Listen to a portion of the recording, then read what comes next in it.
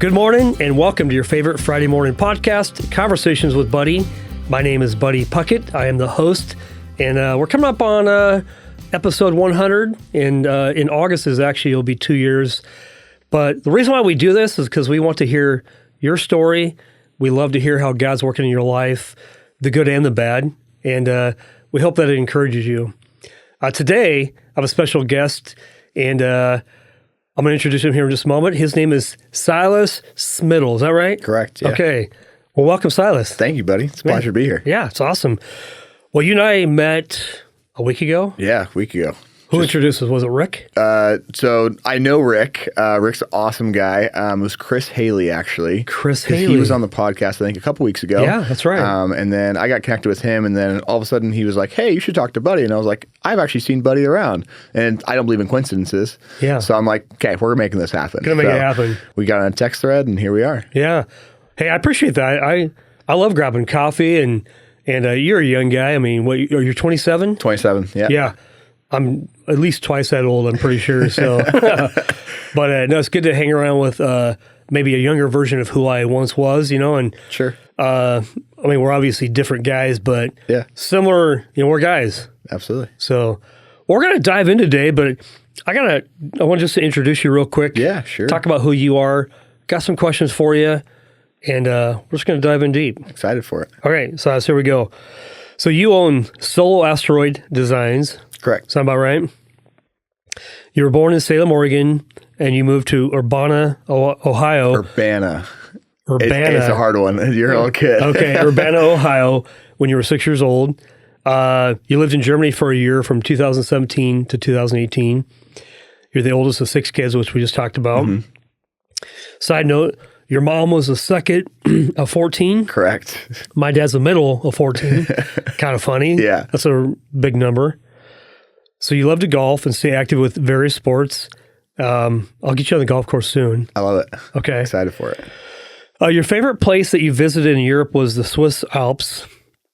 And then right before the podcast started, Camden asked you, what'd you have for breakfast? And you said, you don't eat breakfast, only water. It was a game changer. Correct. So let's start with that. Let's just why is that? Why is eating no breakfast a game changer? Sure. So I probably was a little bit before I started my business, actually. I didn't have time to make breakfast in the morning.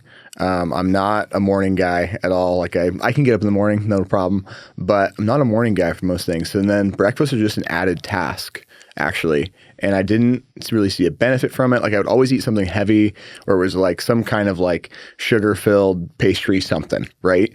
And then I don't remember where I saw it, but I think it was probably just on some other podcast or something where I was some kind of health, personal development, something. And the guy was talking about, he was saying, hey, like actually when you sleep, you're basically getting dehydrated for 8 hours, right? Your brain's working, everything's going, right? Yeah. But because you're in a deep sleep state, the theta state, right? And I was like, interesting. And then he's like, you need to when you wake up, full glass of water in the morning, and then you should be fine for nothing else. And I'm like, interesting. So I tried it, game changer, and cut coffee, cut everything. And it's just been awesome ever since. So highly recommend just giving it a try. I noticed effects changing within the first 2 weeks, actually. So it was pretty quick for me.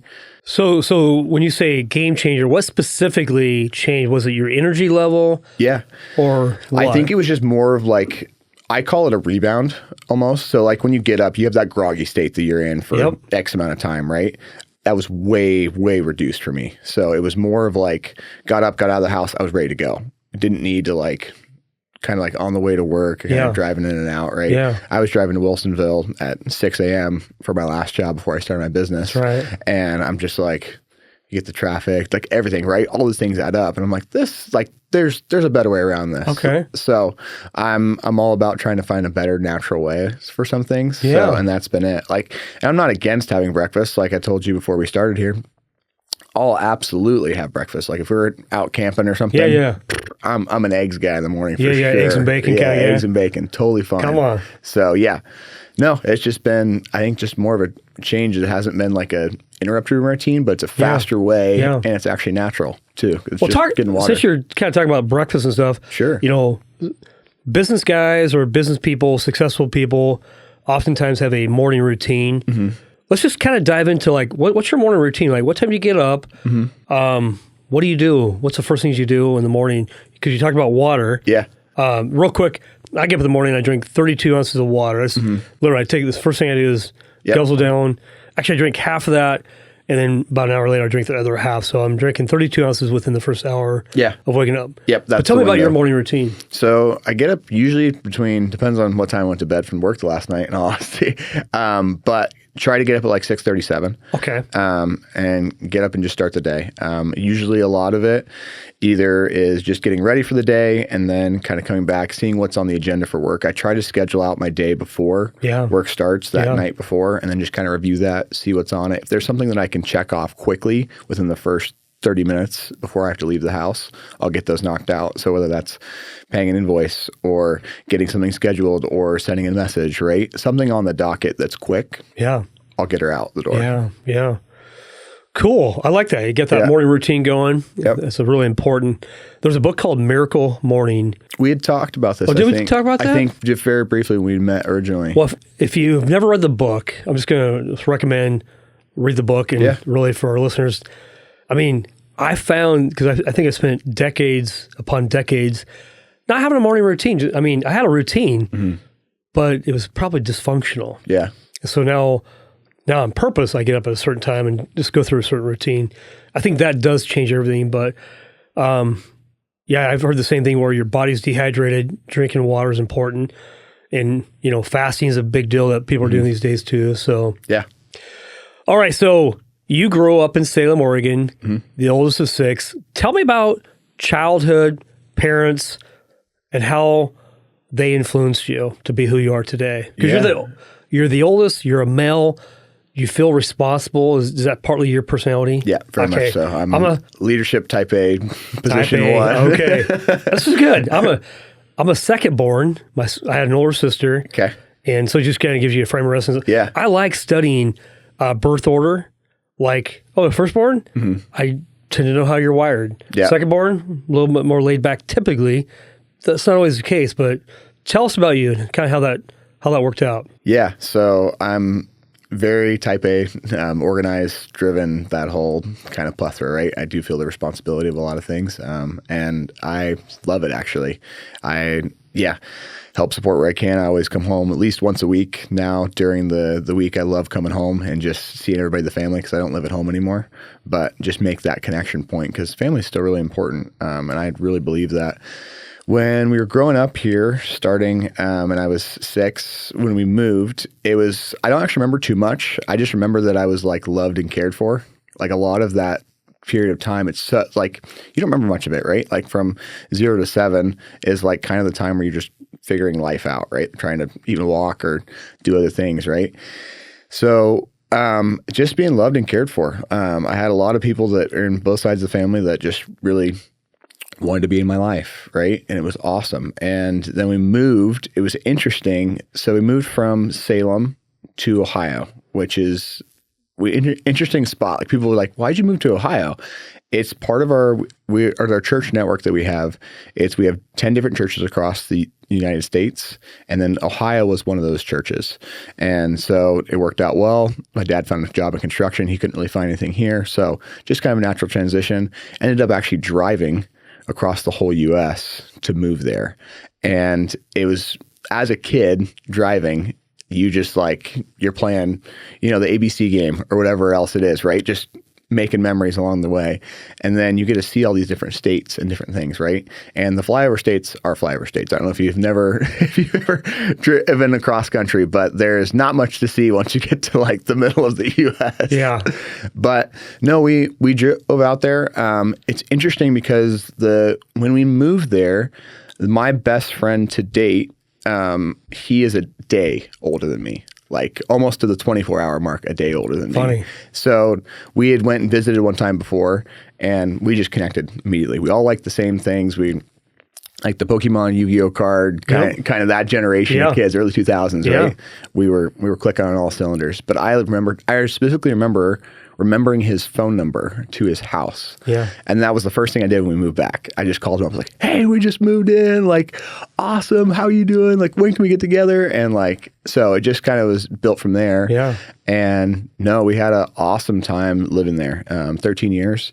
It's the one thing that I think is a little bit weird. We were kind of like not with our family. Right. And I didn't think about that growing up. Like, I didn't have grandparents. Right. Like, Christmas was with just the people from our church, which is awesome. Like, we love that. Like, there was nothing at all that was strange for me growing up. Because the other cool thing, my grandpa, he worked as a chemist. And so he went to different conventions kind of in the West Virginia area. So they would come actually and fly and see us every so often. So we're still that touch point, right? And then we visited a couple times as well, back and forth. But like, just like the small family aspect, I didn't realize how much of an impact it makes or how much I missed it until we actually moved back. Interesting. Yeah. So in 2015, moved back after I graduated kind of deal, and it was a little bit easier for the family.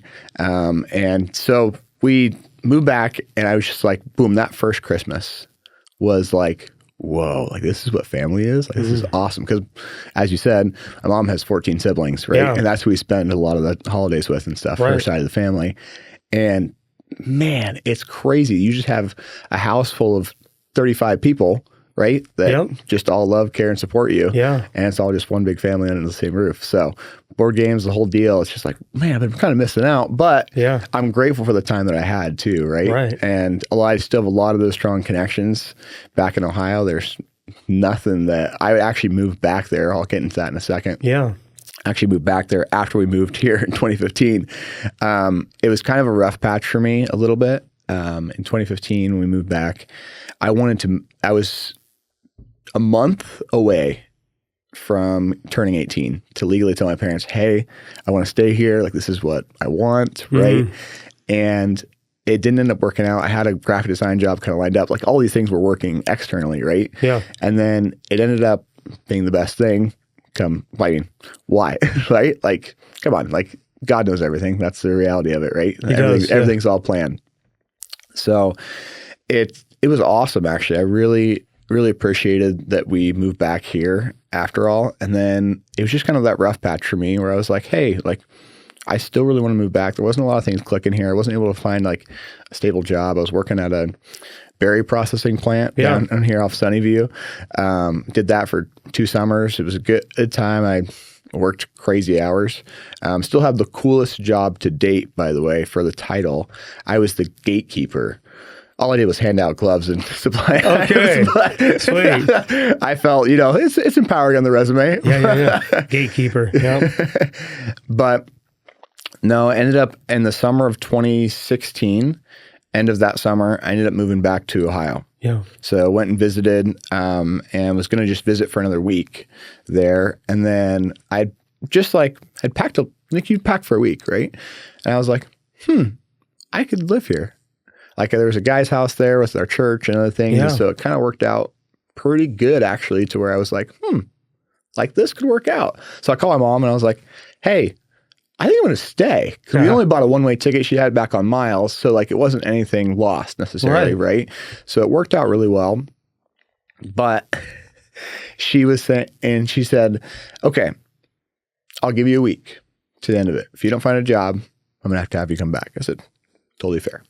Found a job within 2 days. Sweet. Yeah. So I was applied at Sears for their mattress. Or no, originally it was just a general job. I ended up moving into mattress sales and appliance sales at a point at Sears before they went under. Okay.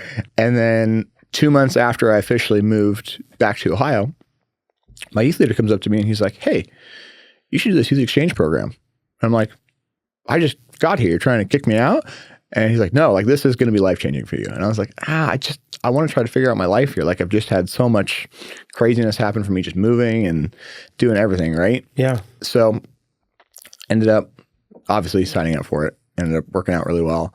A caveat of that is that you have to learn Norwegian as a language. So I'm semi-fluent Norwegian, I would say. Pretty good, but not good enough to live there just yet. I can't like read a newspaper fluently. Right. But that was part of the requirements for it. And so ended up learning Norwegian. and it was awesome. It's very, very. And that was 2016? Yes, 2016. Okay. And going into 2017. 18, 19 years old? Yeah, so I'm 19 years old. The turn in 2017, turned 20. Yeah. And then that summer of 2017 is when I actually left to Germany. That's what the youth exchange program was. But it's interesting because usually it's in Norway. So they had started a German program in Germany. Yeah. And I was one of the first ones to go. And so I was like, I just learned all this Norwegian and I have to go to a different country. Oh, no. Which was awesome, actually. Like, I thoroughly enjoyed it. So ended up living there for a year, doing the youth exchange program deal. We have a Bible study school that we do and everything with that. It's really well integrated, but it's all in Norwegian, right? So I'm learning Norwegian and German at the same time because I live there, right? And then all of our work stuff is in English because nobody else can talk. So I'm like, this whole like multicultural thing is kind of a spin. Yeah. But no, being in the heart of Germany was awesome. Like we were just an hour and a half southeast of Frankfurt. Okay. So in kind of like what do they even call that? I forget there's a certain Hessen. That's the area that it is. It's not like different provinces, right? Kind of like states for us here. But that's where we were located. Loved it. It's interesting that you can if people haven't well traveled to Europe, right? You don't really know how close everything is. Wow. Like you can take a train for an hour and a half and be in a totally different country, right? Not need a passport. Yeah. Right. Like there's all these other things that are like weird because us here, you can travel 4 hours east, right? And you're still in desert. Yeah, exactly. Totally. So you're going over the pass and everything, but like it's 4 hours to Switzerland. Like it's a different country. Yeah. It's 3 hours in the Netherlands, like wherever you want to go. Yeah, right. Yeah. Like, so the exchange program, that was through your church? Correct. Yes. Okay. Got it. So let me back up a little bit. When did you come to know the Lord? What's your journey, I guess, in that realm? And sure. A little bit about that. I was just born into the church, our church here. So, and I've never felt a need to leave or anything else. It's always been a super good influence for me. Yeah. And I've just never had another thought to go anywhere else or anything. But yeah, so kind of born into it. You're born into it, but at some point in time, you still have to make your own decision. Yeah. So for me, I always had, so growing up in Ohio, we didn't have family, like I said, right? So that connection point was actually missing. And I look back on that now. Yeah. And I'm like, what did that get supplemented with?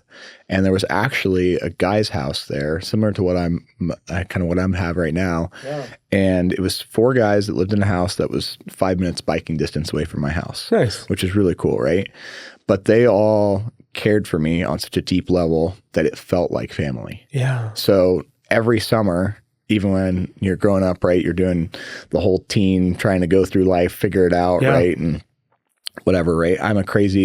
I'm way more settled than I was. I was a crazy ADHD kid, the whole deal, way back when, and they just loved me like I was. Like it wasn't anything more than that, right? Yeah. I was supported and cared for. They just let me drink Mountain Dew and play Call of Duty in the basement. Like there was no problem, right? Right. But I think probably for 2 or 3 years growing up, so probably like I would probably say all of high school actually, I would either bike or drive over depending on what stage of life I was in. Yeah. And I spent probably every night of every summer at their house. Okay. And it was just awesome. So every weekend we just lived there full time, a lot of us guys. And it was just like this awesome house with tons of memories, right? Yeah. It was backed up to a park. There was a lot of things going right for it. And we just had an awesome time. And just the countless memories that I share now with those guys back there is just invaluable. And so that I think was foundational in me being like, I think this is actually like the life that they had.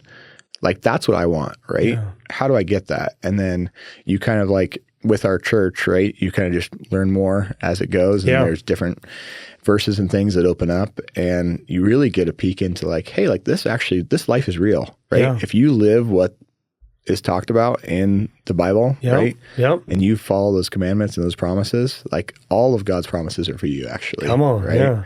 So that's, I think for me, was foundational for it. And that's kind of what was one of those first Bible verses that you remember that really impacted you? You got one that you think about, or maybe you have one today? Yeah. So I think I'd share this with you when we met for coffee. Okay.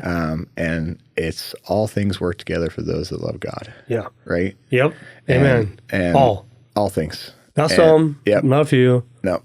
all things. And to love God isn't just to say, oh yeah, I love you, right? It's just not words. It's not goes into empty air, right? It's actually action. You have to, like, in a marriage, right? Not that I'm there yet, but like you Maybe have soon, to, right? we'll see. But like you have to love somebody, right? That's unconditionally through everything. Like like the good and the bad when things come, can I be rooted in that? Am I grounded in love for him, right? Is there that part of it? So that's a little bit about that.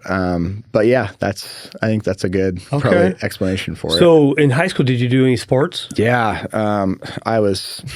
It's funny because you know this from just talking with me. People on the podcast probably can't see it. I'm like 6'3" now. Okay. Right?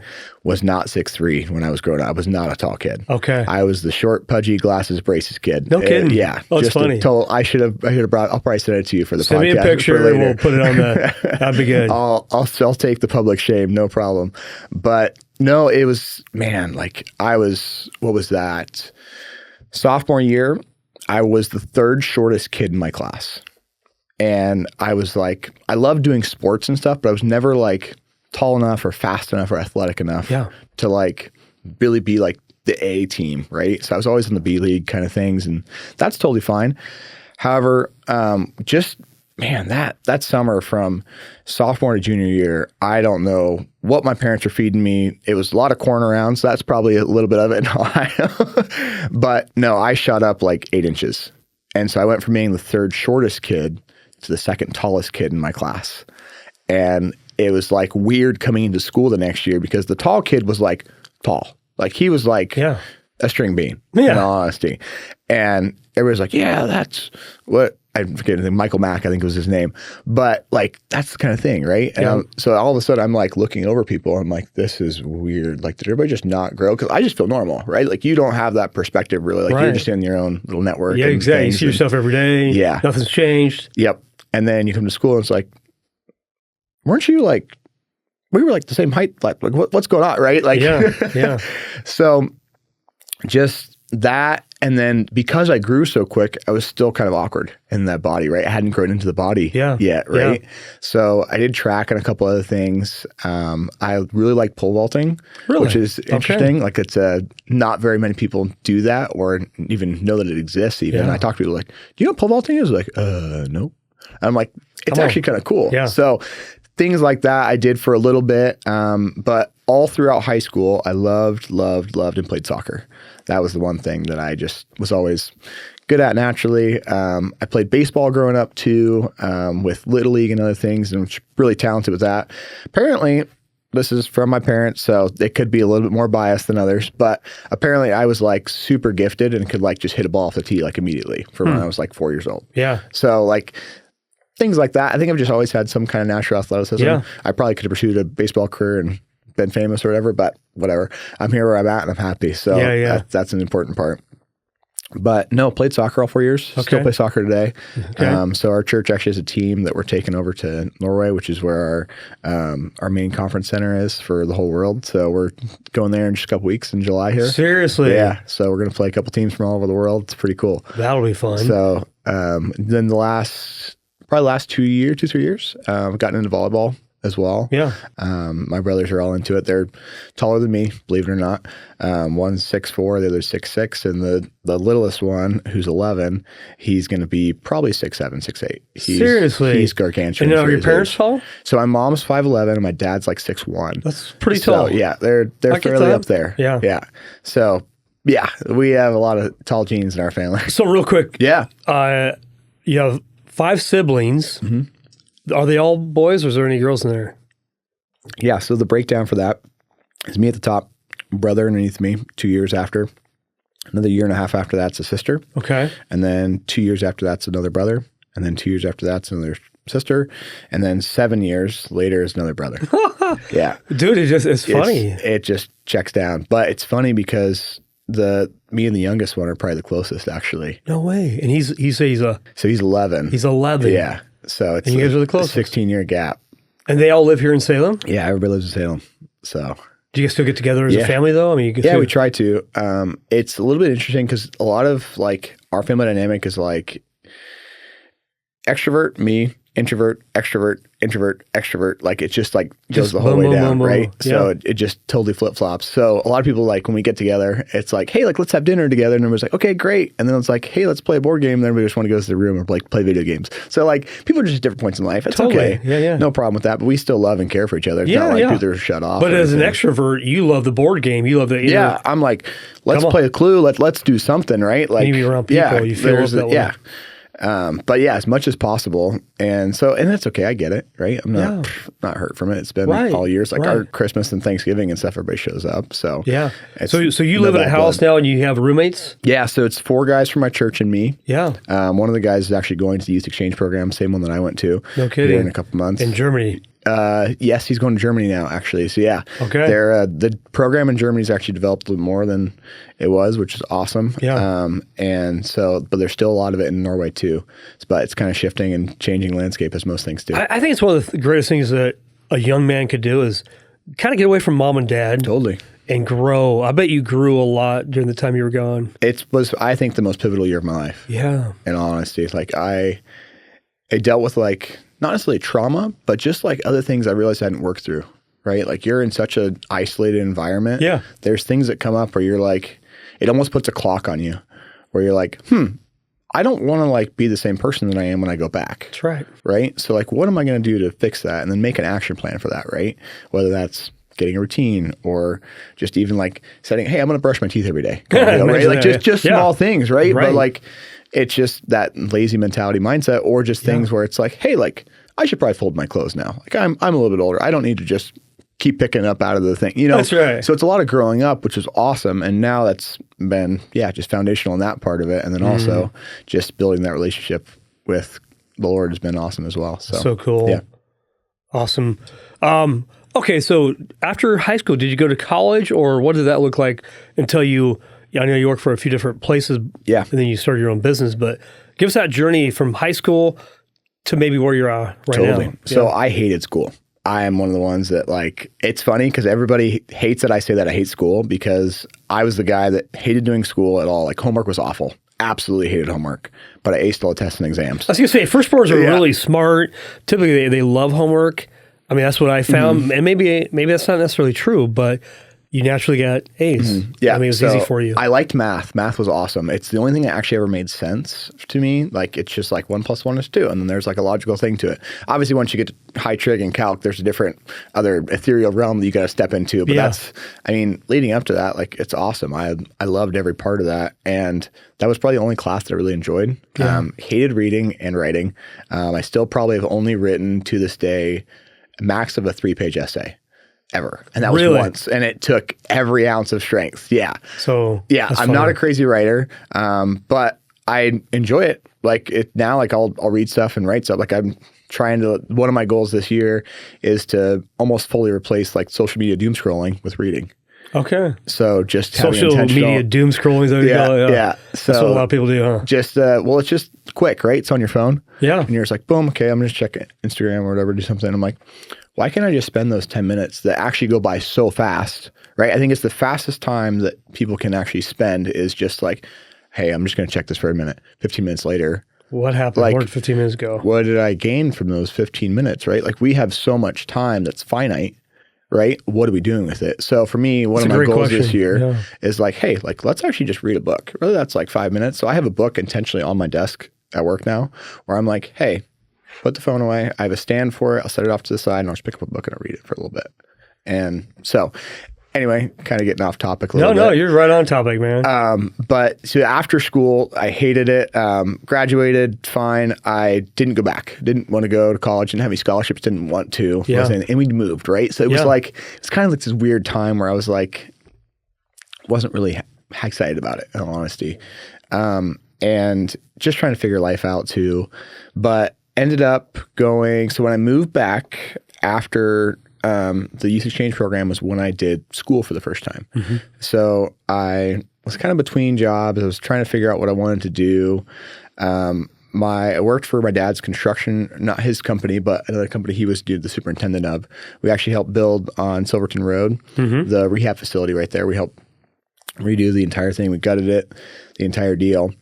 But after that year, I was trying to decide what I want to do. Always loved graphic design. I'll get kind of back into that in a second, and kind of how I got started on that. But it was found like I was like, I should try college. I should just see what it is, right? Like it's been a couple years, haven't done school, and I did 1 month of Schmecada, or 1 semester of Schmecada. I should clarify. I felt like a month, and I was like, hate it, can't do it.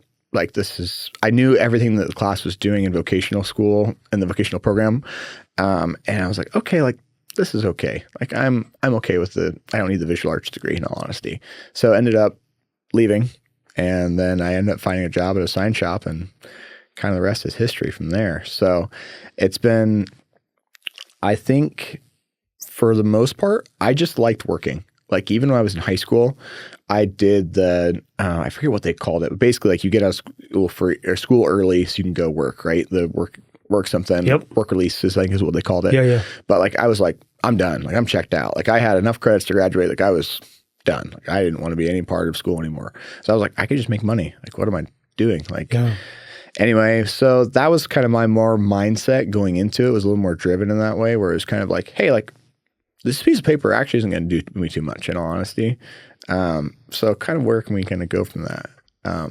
But yeah, I think that's probably the best way to explain the school part. I love that you made your own decision whether to go to school or not. And, I actually got a college degree, but I always say I got a BS degree in college because that's what it felt like, You spend a few years, I was on the 5-year plan. So I transferred from a junior college to a 4-year and nothing really transferred. So I felt like I was starting over. But yeah, it feels like a couple of years of just, liberal art type stuff that are really pointless. Like I'll get to business. I'm happy about that, but I didn't want any of the other stuff. And I think today you can get a degree by reading books and watching YouTube. Yeah, absolutely. No, and I fully believe that. I agree. I fully am support of that as well.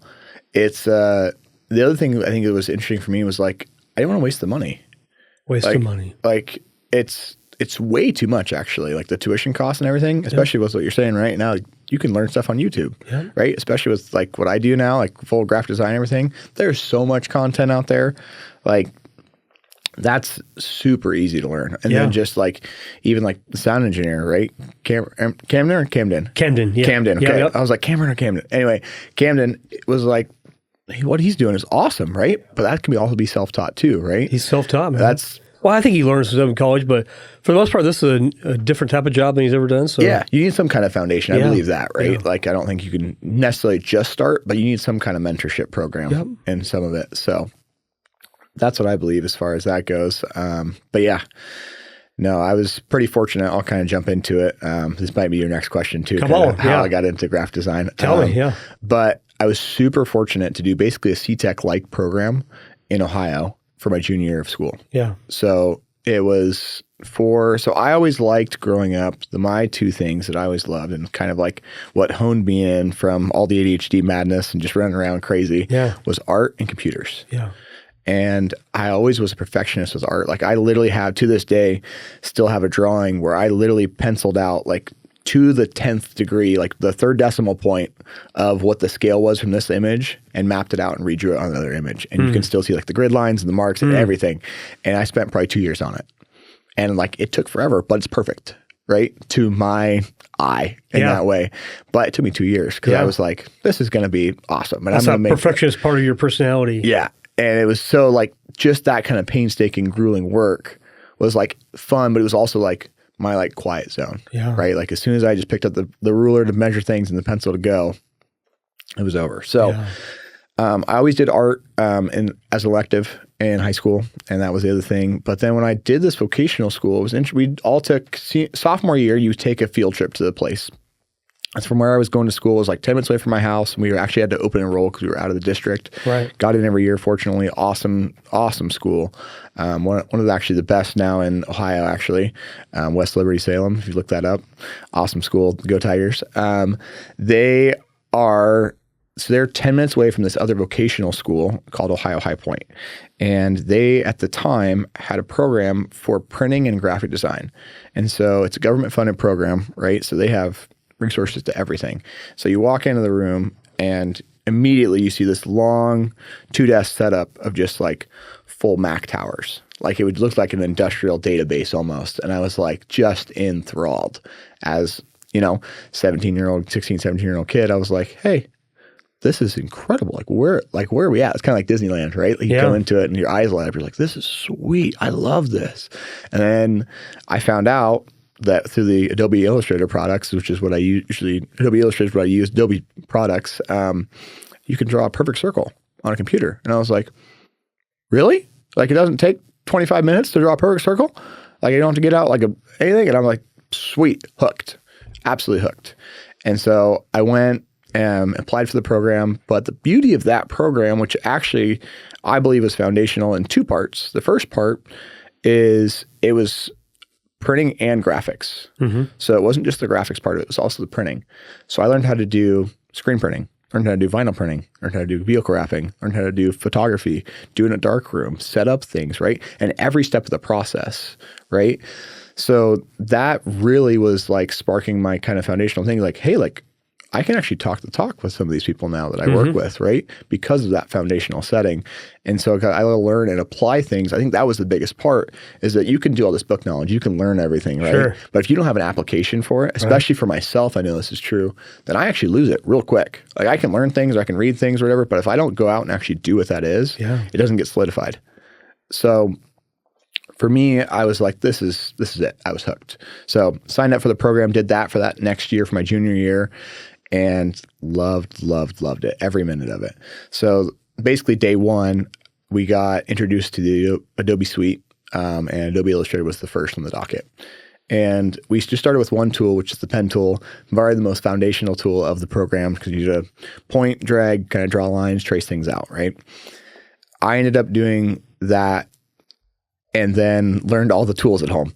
We had a computer, and I literally went home, and it's the only time I've ever just like loved something so much, where I was ambitious enough to where I was like, hey, I'm going to apply myself here.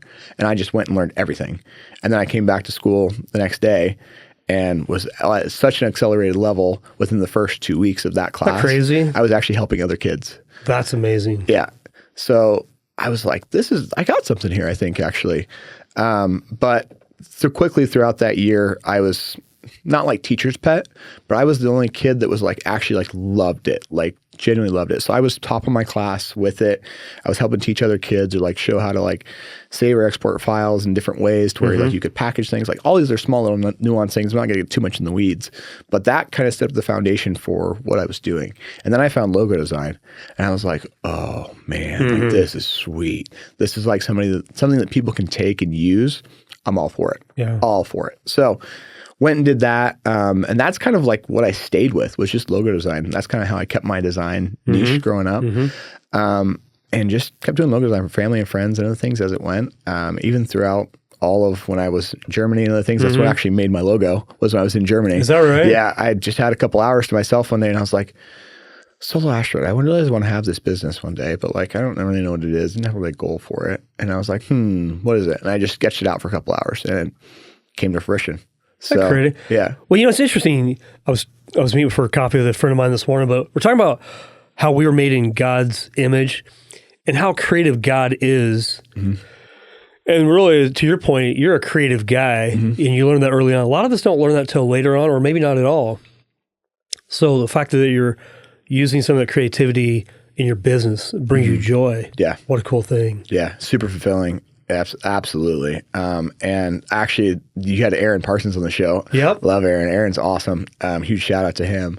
He has his slogan that he has on one of the back of his shirts is designed to do great things. Right. And I think that's super cool. Okay. That's just like, hey, like we are not necessarily everybody has to be a creative guy, right? But there's creative ways that you can design things in your own life, right? Yeah. And just to be able to do and facilitate a function of whatever that is, right? Yeah. So because you have everybody's gifts and talents, but you have to learn how to use those too. The way God wired you. Yep, absolutely. And, well, so why solo astronaut? What's behind that made you? I wish there was a cooler story. I'll be honest. I've tried to come up with something, but it just feels really disingenuous. Okay. So the fun part of the story is it's a cool way I got it. It's from said the computers was a big thing, right? Yep. So Xbox was a big thing growing up. My first Xbox Live AI generated given name was Soul Asteroid 099. Dude, that's it. Yeah. There And you so go. I was like, this is actually kind of cool. And so, I think that's a great story. yeah, just kept it and went for it and just kind of translated into other things. And I was like, I try to like not use it as a gamer tag for a little bit. 'Cause like, I'm going to make this a business one day. And I don't want necessarily people what I'm saying to people to translate into my business. But here we are. Anyway, but yeah, no, it's what I use for everything now. Yeah, so yeah. It's, made it what it is. And now it has a lot more meaning behind it. I've kind of had a lot of time to kind of divulge into it. And my slogan for it is, and I haven't advertised it too much yet, but it's brands that make an impact. Brands that make an impact. Yeah.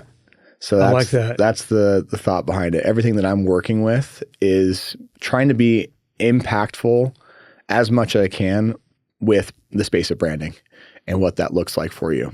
So the point of the business, that kind of why I started it, was I told you my mom owns a coffee shop, right? That's right. Trip Dog Coffee. Trip Dog Coffee. Tons of shout outs here today. This is great. This is fantastic. Your mom's going to love this. So everybody out there today, Trip Dog Coffee. Get your coffee. Yeah, right off of Gaffin Road as you're going out towards Bend on I've 22. never been there, but I promise I'll go. Okay, cool. No, it's a big red barn and a little what is that even called? Little service, kind of, it has different industrial companies right there, a little lot. So you can't miss it. But yeah, so when we first moved back, she was starting the company and she's like, hey, like I want to start this coffee shop. She's like, can you help me with my logo? I was like, absolutely. Sure. Why not? And then the logo kind of turned into everything else, right? Like as a business owner, you don't think about things. You're like, I just need a logo. That's all I need, right? Yeah. And then all of a sudden it's like, oh, actually I need business cards. Oh, actually I need t-shirts. Can I get coffee mugs? Like all these things start building. And as you start to scale, right, you need more things and you need more visibility, right? Mm-hmm. And it's like, oh, I need a website. It's like, so she's asking me to help me with all these things, right? But I just see her tearing her hair out trying to raise 6 kids and build the business at the same time, right? And she's still going to school for her business, like all these things. She's very, very wired the same. Like we connect on a lot of different points. Is she a firstborn or second? Secondborn. Your dad a firstborn or a second? Firstborn. So it's a lot of, I have a lot of Firstborns things. typically marry secondborns typically. Okay. So just FYI. Got it. Okay. Well, that's good to know for future reference. I'm not saying it has to be that way, but that's typical. Okay. My wife's the firstborn. I'm a secondborn. Okay. Got it. So she was doing that. And I was just like watching her struggle really. And I was like, kind of had a heart feeling for her. I was like, hey, like, what can I do to help you? She's like, well, can you just talk to the supplier and get the shirts for me? I'm like, sure. Why not? It's easy for you. I know how to do screen printing stuff. I know how to talk lingo. Sure. Here we go.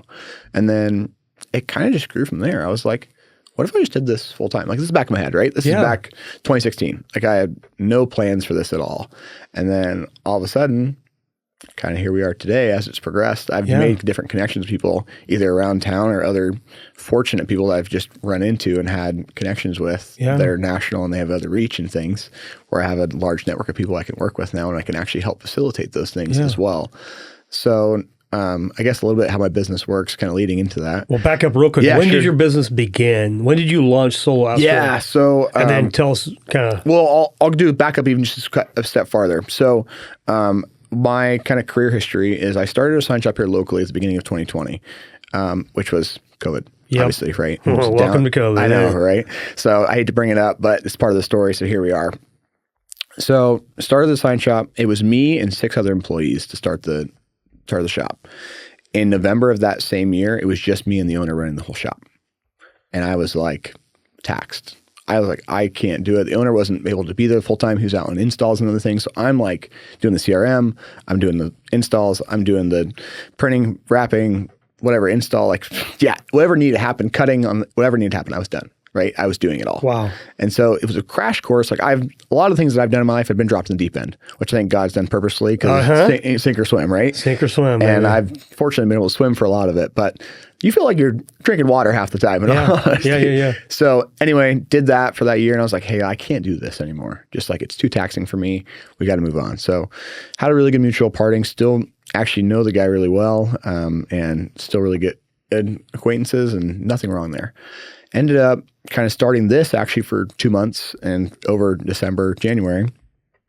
And it worked out. I had a couple things going, like just family friend logos. It was nothing crazy scale like I'm doing now, but Then I get a job. I was applying for jobs too, different graphic design jobs. I was like, I have graphic design experience. I'm a graphic designer, right?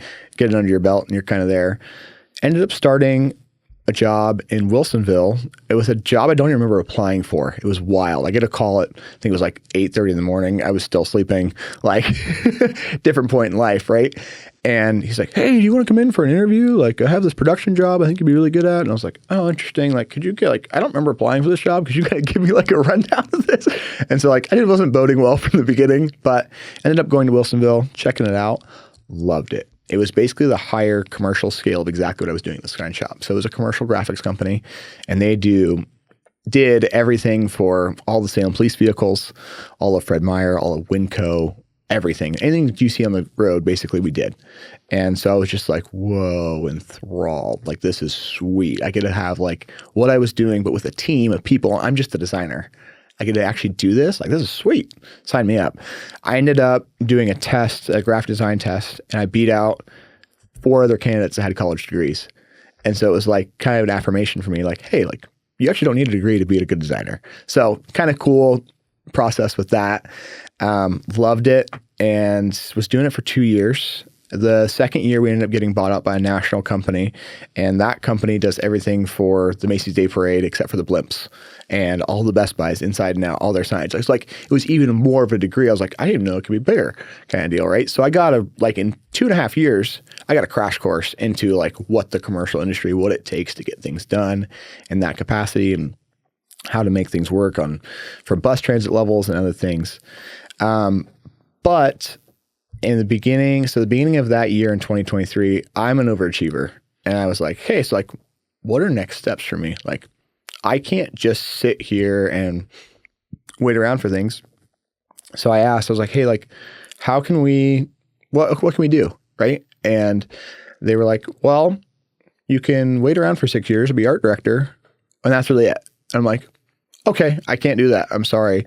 So I was trying to get a little bit crafty. I'm an extrovert, right? And I like talking to people. I've had a couple interactions with some of the clients that we had worked with and just on a personal level.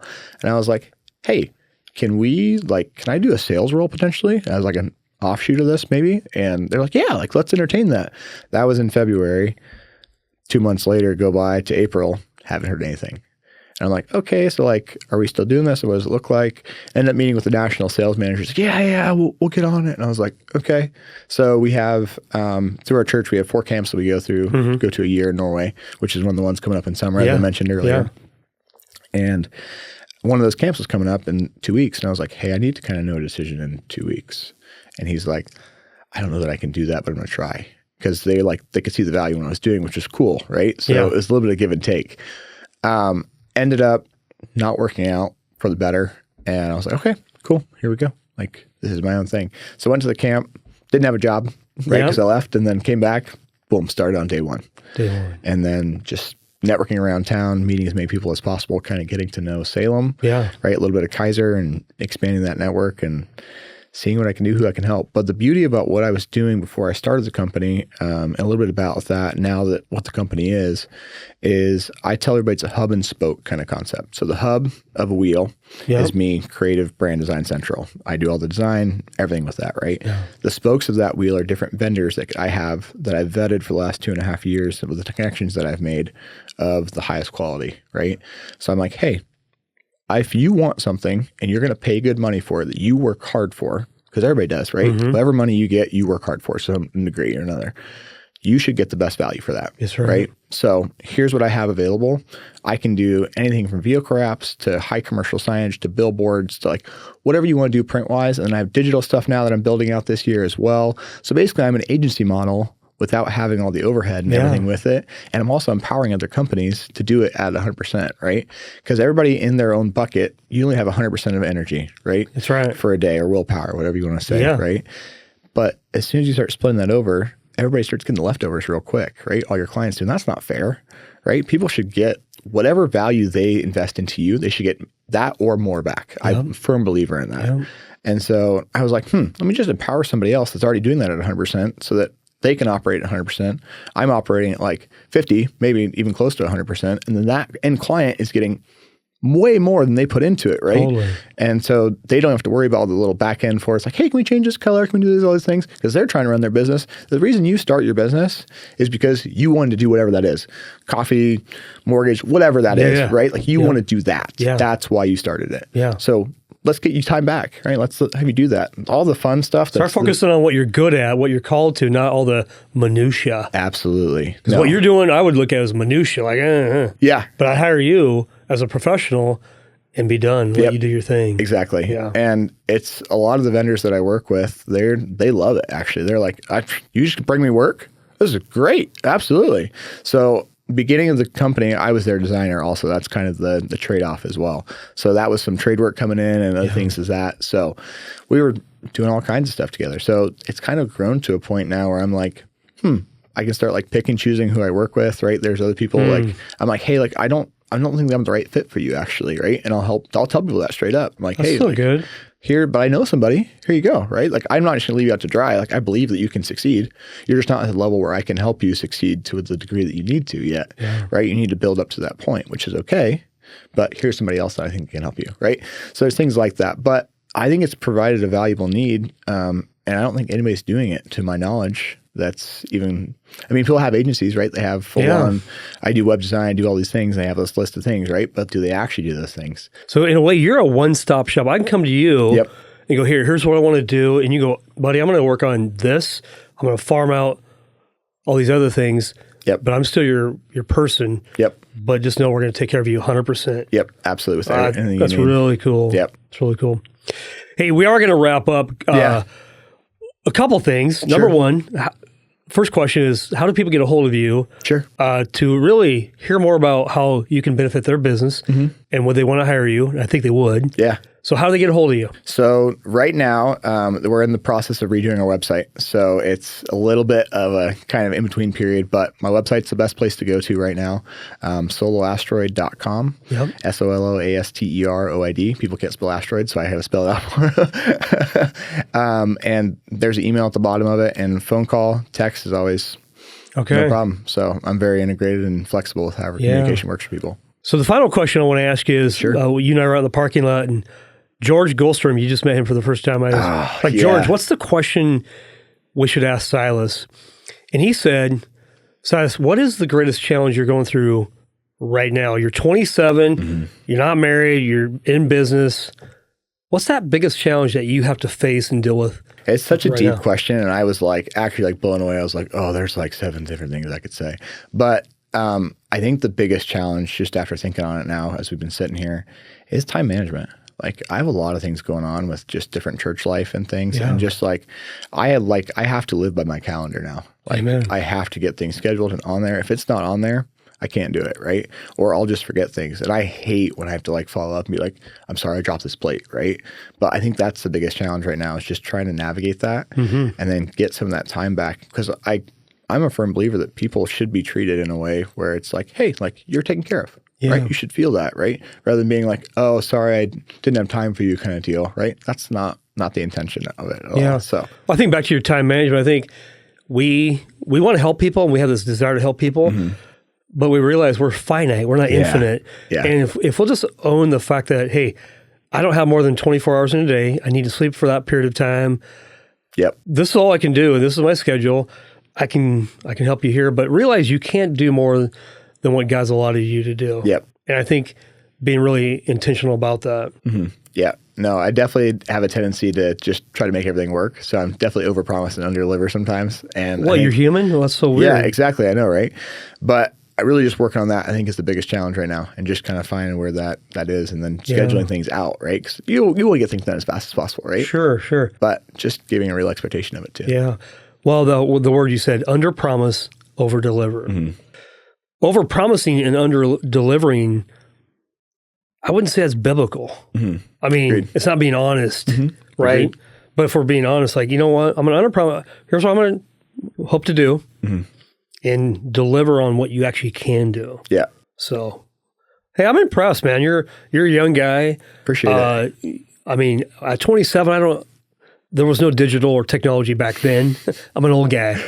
But no, I really appreciate your knowledge, and I like hanging around young guys because I might have more experience than you, but you guys have the ability to keep learning and growing. I'm still learning and growing, but I have a few more years of my head filled with stuff. So I just like hearing around guys like you that get it. So, well, cool. Well, hey, I'm going to put on the podcast notes, just how they get a hold of you and stuff. But I was in my my time here with whoever I'm with is a verse of the day just for our audience. But so first of all, thanks for listening each week. We appreciate you guys.